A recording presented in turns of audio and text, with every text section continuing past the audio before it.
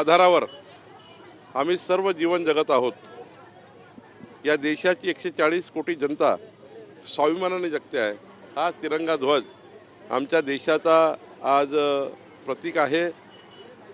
उद्या 15 ऑगस्ट आहे, राष्ट्रध्वज फडकणार आहे आणि हा राष्ट्रध्वज या भारत देशाला विश्वगुरू केल्याशिवाय राहणार नाही।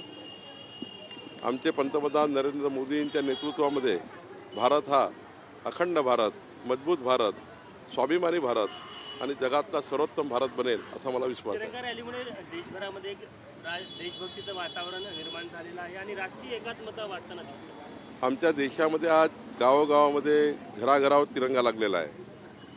प्रत्येक गल्ली चौकामध्ये आमचा युवा तिरंगा घेऊन जातो आहे, रॅली काढतो आहे आणि हेच 21व्या शतकातलं खरं या ठिकाणी आमच्या देशाचं तिरंगा हा जगातल्या सर्वात झेंड्याच्या समोर सर्वात उंच झेंडा तिरंगा राहावं अशीच भावना सर्वांची आहे। हे राष्ट्रभक्तीचं, राष्ट्रप्रेमाचं, एकात्मतेचं प्रतीक आहे। महाराष्ट्रात जिथे जी तिरंगा रॅली होत आहे, जेन्स ही तिरंगा घेऊन मैदानात आहे। सर्व जनजी तिरंगा घेऊन मैदानात आहे आणि सर्व युवा शक्ती आज एकवटलेली आहे। या ठिकाणी बघितलं असाल की सर्व शाळातले युवा या ठिकाणी एकत्रितपणे येऊन तिरंगा ध्वजाचा मान करतायत, तिरंगा ध्वज फडकवत आहेत आणि उद्याचा 15 ऑगस्ट हा ऐतिहासिक होणार आहे। तुमच्याकडे तरुणांना काय संदेश राहील?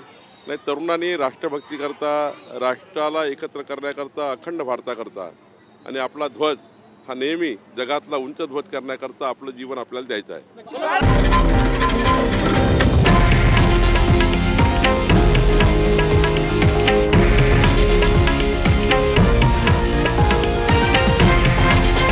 हे आहे देशातील नंबर 1 न्यूज नेटवर्क आणि आपण पाहत आहात TV9 मराठी, एकमेव।